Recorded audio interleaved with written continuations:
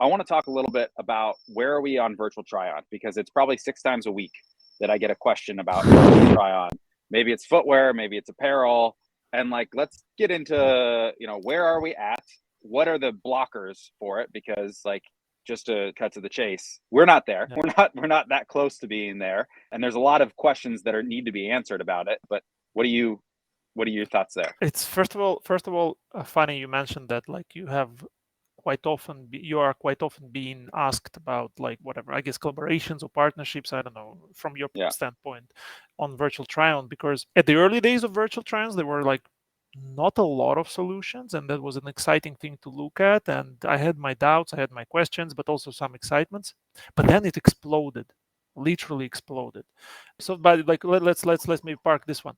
More like, what do you use virtual try-on for me personally? I don't think sizing will ever be the case. It's definitely just the looks, but I'm a little bit, I think it really depends on the product. Maybe the shoes, the sneakers, you can see more or less like, okay, this looks good on me.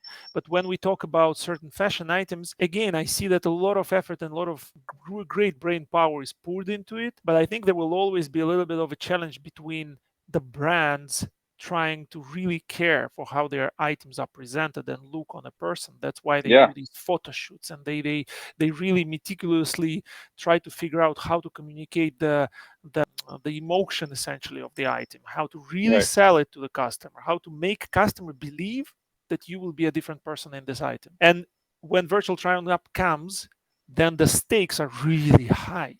You Yeah. really need to nail it. And I know that some apps and some solutions today are really doing great job, but it's like this kind of this chase. I don't know when we will reach Well, the quality with it that will really like resonate with I, the I think real your life feeling. I think your point of end use case is super critical. Like, is it for fun? Is it for higher engagement levels? Because you've tracked that when your product has higher engagement levels, you've got an understanding consumer and they're going to buy it. And that's part of it. Because there are brands that align with that.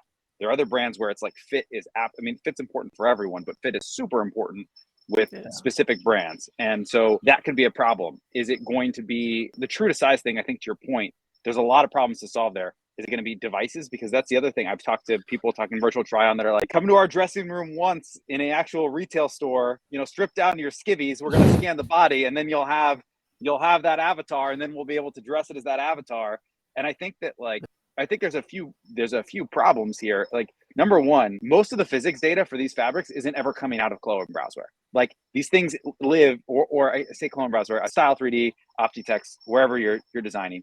The physics isn't coming out of the 3D programs, so you're just left with a mesh. And then you've got the mesh deformation, and you're trying to get some more information about that. And we're working with a number of clients that are looking at trying to get some more of that information. And the mesh deformation is based on simulations they've run over thousands of meshes to try and get it right. But like, the reality is, it's just kind of in the same way that you scale an image by Yeah, pulling yeah. the corner, Just scaling it, kind of, it just yeah. stretches it. There isn't really and there isn't that I've seen, there isn't a good answer to that problem that's using the real inputs that brands are putting into there. So to your point, I don't see a future for like accurate virtual try on other than in entertainment purposes for quite some time in fashion. Yeah, unless there are two things you mentioned I really liked, and I would like to just add a little bit to this. So the hardware, I mean, Yeah. yeah, okay, going to the retail store, getting scanned, but also there are a lot of applications offering you the virtual try-on via the iPhone, or any mobile essentially, which is cool thing. But that's when you hit the tech limitations of the Yeah. hardware limitations. So unless maybe hardware makes a leap and suddenly actually you would be able to really like simulate the mesh, re-simulate the Yeah. mesh, but there's a lot of things will have to come together, a lot. There's so much that has to come together because we're putting light meshes into there. This is, maybe we can veer away, but you're putting optimized meshes into these programs Yeah, because so you've got a the bandwidth from current, all of yeah. this. You've got to totally, so to bring in a really, really like, the original mesh that can be deformed now, you're going to be loading a larger files, problem for mobile. It's like, there's so many different barriers. So I just think it's Yeah. important. Yeah. Go ahead. So no, you finish your thought. I was saying, I think it's really important for people to understand the state of where we're at, because when the question's presented to me, it's presented as are you doing virtual try on, as if like there's a bunch of options for them to choose from that are going to be exactly what they want. And I think there are some good things that are happening, especially with like, I think we'll get there in a better way. And I still don't know how accurate it's actually going to be from the fit perspective, but like maybe overlaying a 2D image, matching the lighting of a photograph.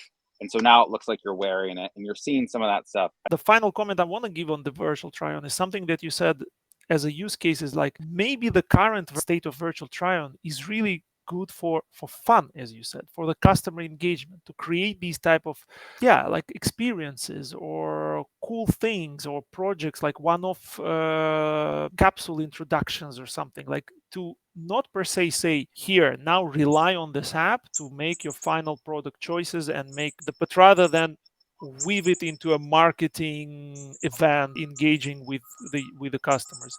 That I think actually is pretty good technology for that. Yeah, I think that's where Snap's betting. I think that's where Meta's betting. I think that's where a lot of the people with really smart engineers, as your host pointed out the other day regarding Zuckerberg's photo, pointed out there are some True. super smart people that are working at these companies, Absolutely. regardless of what you think about the companies themselves.